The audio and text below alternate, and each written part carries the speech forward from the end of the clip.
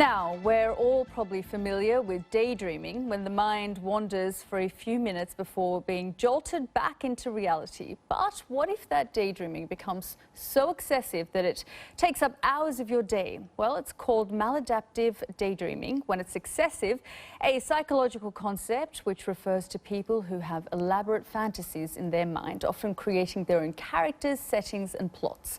Well, the term was coined by Eli Soma, Professor of Clinical Psychology at the University of Haifa. He joins us live from there now, and here in the studio we can speak to Daya Barj, who suffers from maladaptive daydreaming. Thank you both for joining us here on the program. I'll start with you, Daya. Just tell me a little bit about your condition. Well, I've always just had this for as long as I can remember. I don't remember not having it. It's always just been a very strong part of me. I literally get very distracted, and it's hard for me to talk to someone without kind of imagining them as a character in my own world. I have like backgrounds and full history of every character and location, and sometimes even plants and animals, and I make such an elaborate world that I get very caught up in it when I'm trying to live my normal life. So what actually happens? Do you go between sort of fantasy and reality?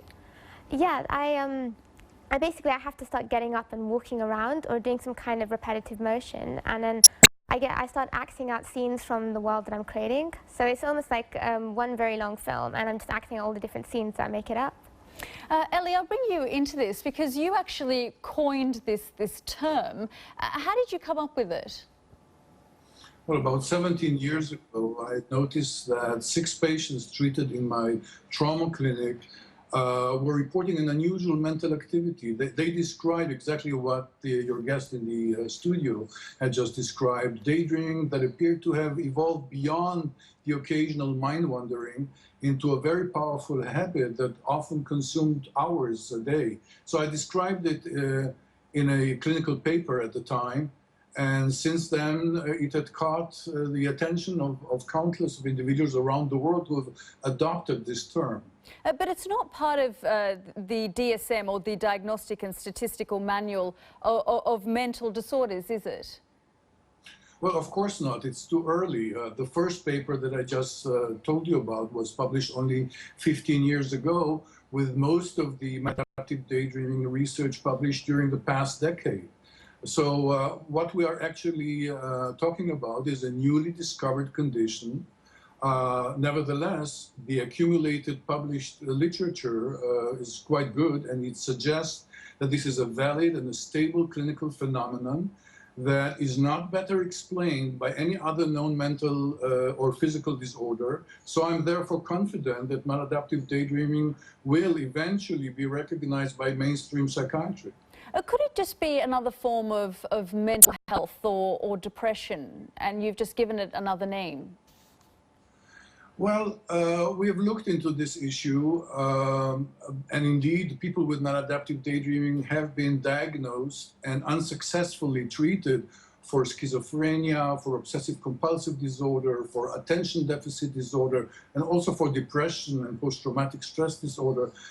No, this disorder is very unique in that it has a volitional, very absorptive, rich fantasy life that is very fanciful. So it is volitional. It's not; these are not hallucinations, and it involves pacing and rocking, and and the people are not affected and debilitated like in schizophrenia, which is, for example, a chronic disease in which people seem to have lost touch with reality. People with maladaptive daydreaming know very well the difference between their fantasies and reality. But is it a form of escapism then? Yes, it could be defined as a form of escapism because it is very enjoyable. It is a lot of fun to have a very accessible virtual reality in your brain. So we're talking about a special trait that most people don't have, but this group of people have. And this trait can become, it is so much, not only accessible, but very rewarding. So it can become addictive. And people just get hooked up, don't want to do anything else except enjoy this tremendous movies they can run in their heads.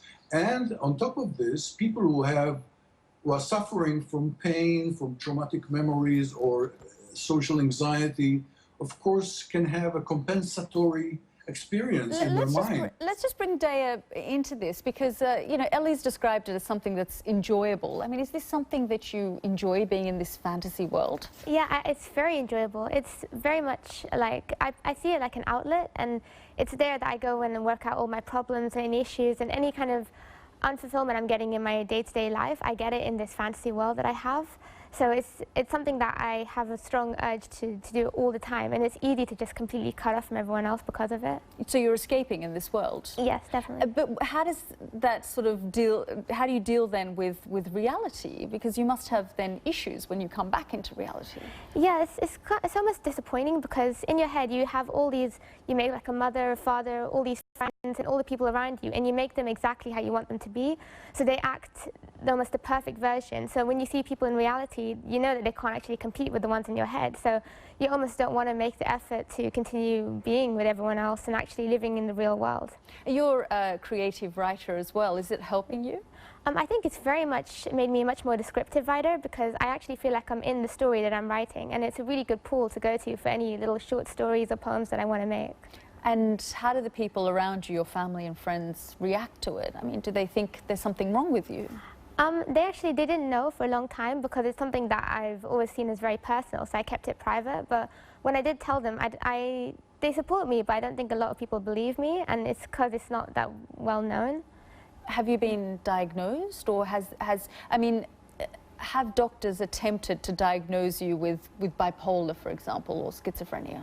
I have told like 2 therapists about it, and both of them didn't understand what I was talking about, and they assumed that it was either OCD or that it might be like a mild case of schizophrenia. So both of them were completely off. I don't think they understood when I was trying to describe to them. But you are sort of happy in this space? You're happier in this fantasy world than you are in reality?